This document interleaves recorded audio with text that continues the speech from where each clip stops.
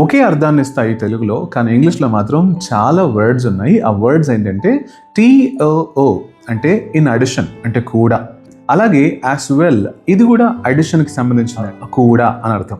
అలాగే you can say that also, ఈ word యొక్క అర్థం కూడా కూడా అని వస్తుంది. కానీ డిఫరెన్సెస్ ఏంటంటే వాటి యొక్క పొజిషన్స్ అండ్ ప్లేసెస్ అండ్ కాంటెక్స్చువల్గా ఎలా వాడుకోవాలి.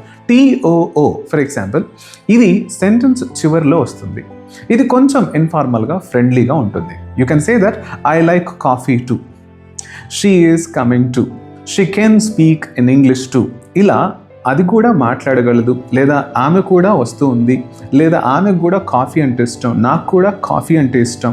అంటే ఒక అడిషన్ సెంటెన్స్ మీరు యాడ్ చేయడానికి ఇక్కడ టు అనే పదం వాడచ్చు. సెకండ్ వర్డ్ ఆల్సో, ఇది కూడా కాంటెక్స్చువల్గా ఇన్ అడిషన్ అనేటువంటి అర్థం తెలుస్తుంది. అంటే కూడా, నేను కూడా, నువ్వు కూడా, ఆమె కూడా అని. కానీ దీని ఎగ్జాంపుల్స్ మాత్రం చాలా డిఫరెంట్గా ఉంటుంది. ఈ ఆల్సో అనే పదము బేస్ వర్బ్ కంటే ముందు వస్తుంది. Take an example, I also come, you also come there, she is also coming there, she can also speak English. ఈ అర్థాలు కూడా ఆమె కూడా, నేను కూడా అని ఉంటుంది. ఇంకొక వర్డ్ కూడా ఉంది యాజ్ వెల్.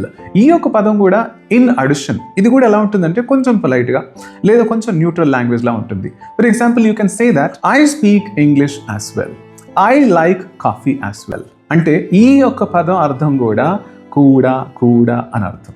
సో ఇలా 3 పదాలు ఒకే అర్థాన్ని తెలుపుతూ ఇంగ్లీష్లో ఉంటాయి. కానీ సిచ్యువేషన్స్ అలాగే వాటి యొక్క ప్లేసెస్ కొంచెం డిఫరెంట్ అవడం వల్ల మనం మాట్లాడే సెంటెన్స్లో వాటి యొక్క పదాల అర్థాలని మనం ఈజీగా చెప్పగలం. Okay, learn more and improve your communication. Good luck.